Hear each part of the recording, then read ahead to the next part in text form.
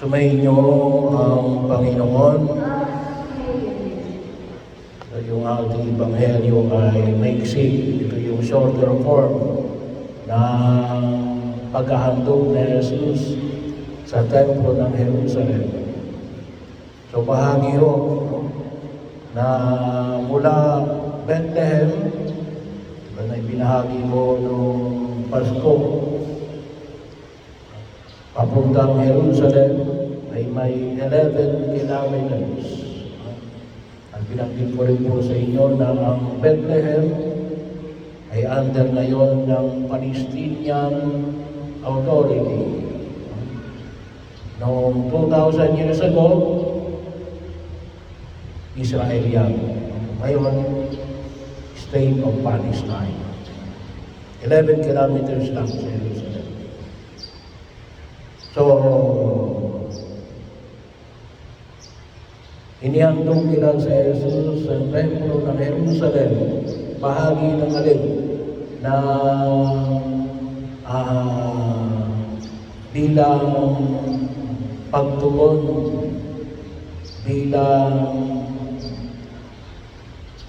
pagsunod sa utos ng Diyos na ipinagkaloob sa pamagitan ni Moises. At ang binahagi ko rin ito ay agad, yung lahat ng lalaking panganay.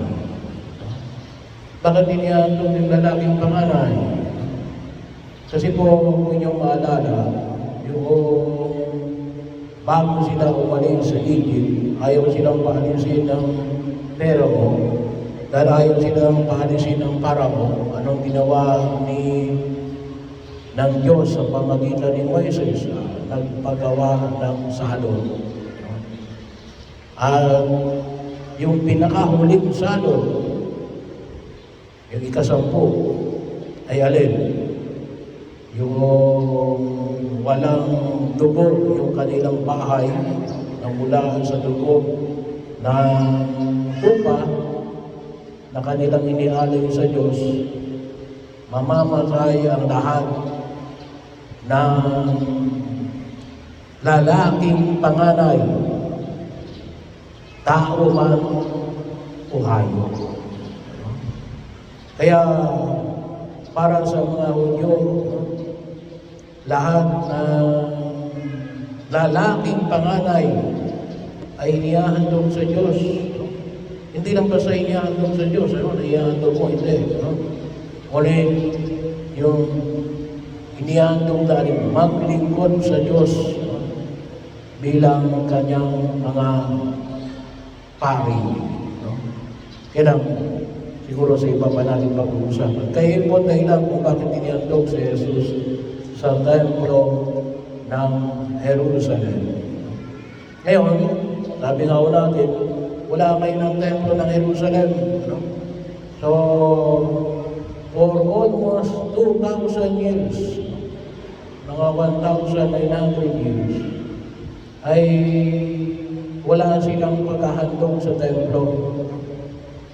Kaya mayroong ang gusto rin sana ng mga Hudyo, may tayo yung tinatawag na ika-3 templo.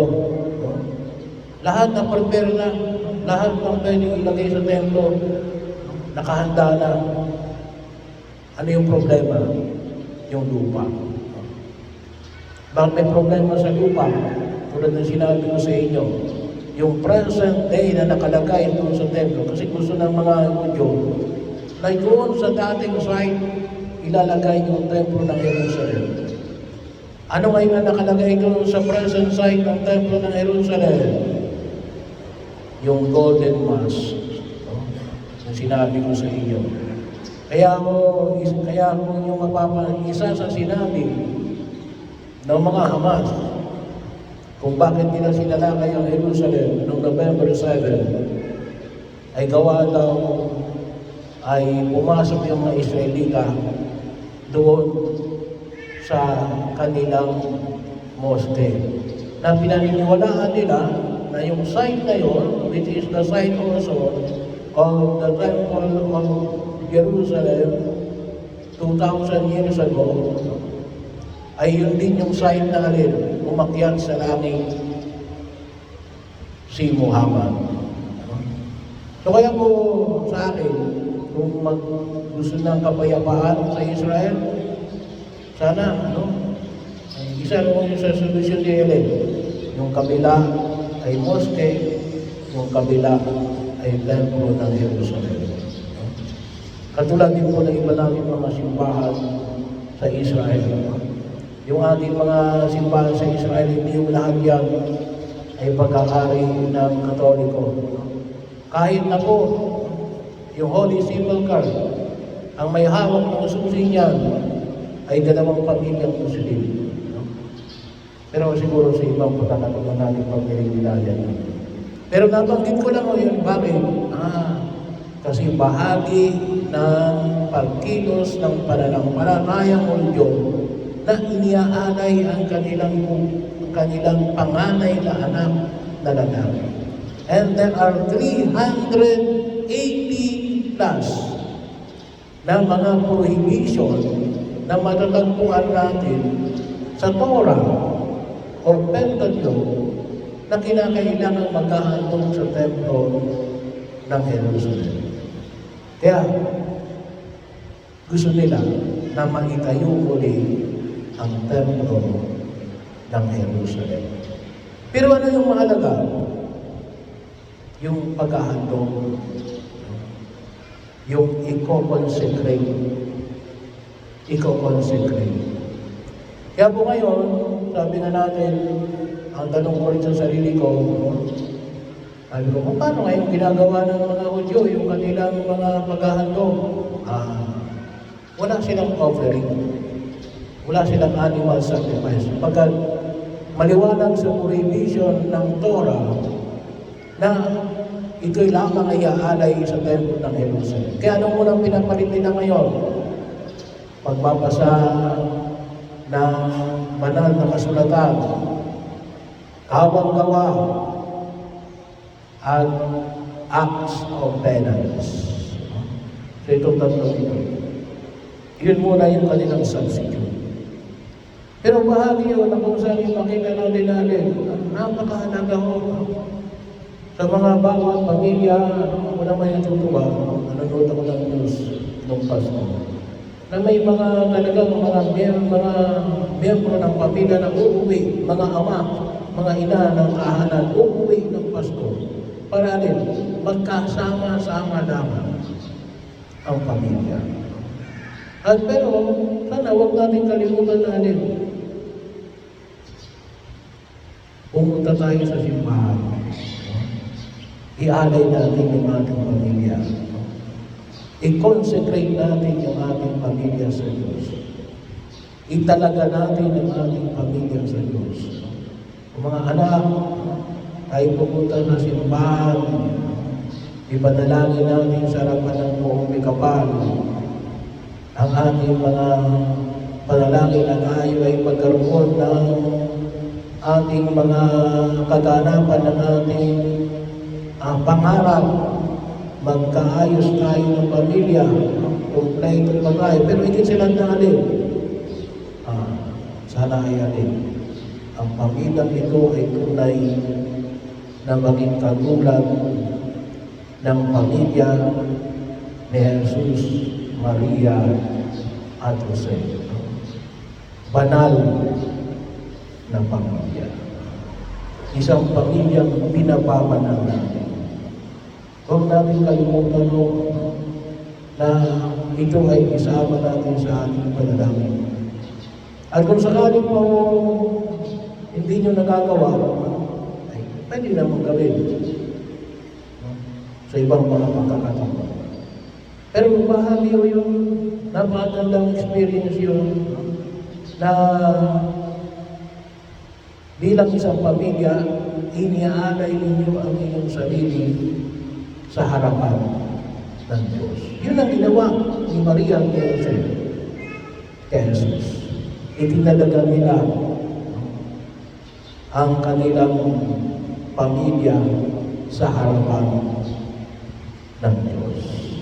Sapagkat alam natin, Napakaraming hamon ang hinaharap ng bawat pamilya. Ano mang kalutayuan, yung bagong pamilya na nagsisimula, maliliit ang mga bata, ibang hamon yan. Iba rin yung hamon ng mga anak ay mga nag-aaral. Iba rin yung hamon na yung mga anak ay mga nagtatrabaho na. Iba rin yung hamon ng yung mga anak ay may kanya-kanya ng pamilya. Bahagi yun na kung saan yung makita natin. At yun ay nararanasan natin sa loob ng ating pamilya. Kaya, kinakailangan natin na magkaroon ng pagkakataon na samahan at yung pamilya naman na ito ay makatulong na ang bawat isa ay lumago bilang isang mabuting mamamayang Pilipino, bilang isang mabuting tao, bilang isang mabuting Katoliko. Yung pinahayag ko sa mga pagbasa, ilan lamang, katulad po sa ikalawang pagbasa sa sulat ni San Pablo sa mga taga-Colosas. Sayahin ko na basahin ko yung mga ipinamaling ko rito sa ating ikalawang pagbasa sa sulat ni San Pablo. Anong sabi niya? Sabi niya po, mga babae, pasakop kayo sa inyong asawa, sapagkat yan ang kalooban ng Panginoon. Mga lalaki, ibigin ninyo ang inyong mga asawa, huwag silang pagmamalupitan. Mga anak, sundin ninyo lagi ang inyong mga magulang, sapagkat ikinalulugod yan ng Panginoon.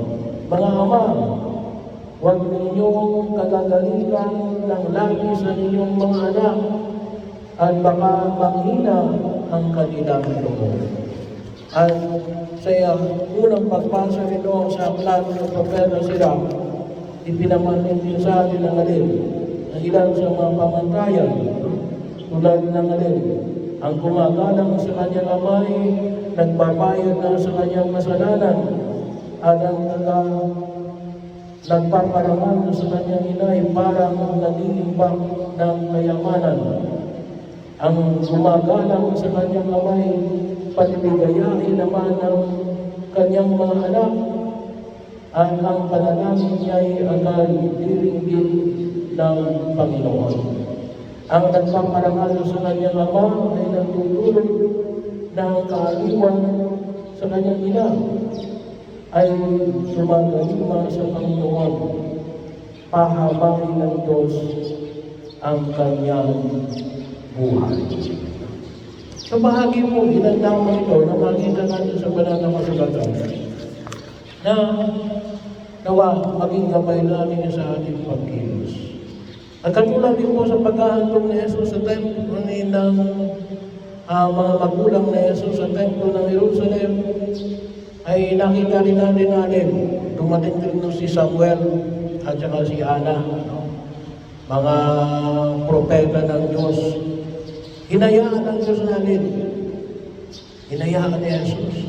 Ang Diyos na naging tao natin. Ipanalangin sila ni Ana at ni Samuel. Kaya, we need all the help that we can get. At ano yung isang simula nun? We have to pray for one another.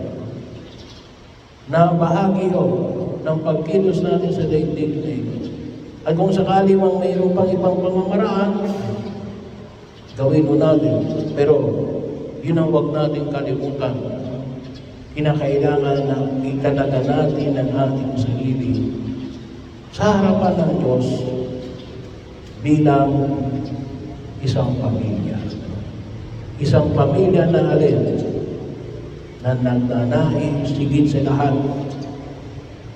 Walang problema kung gusto niyong pamilya rin, yumaman kayo, maging sikat kayo, maging makapangyarihan kayo. But do not forget, ipagdasal ninyo na ang pamilya natin ay maging banal na pamilya.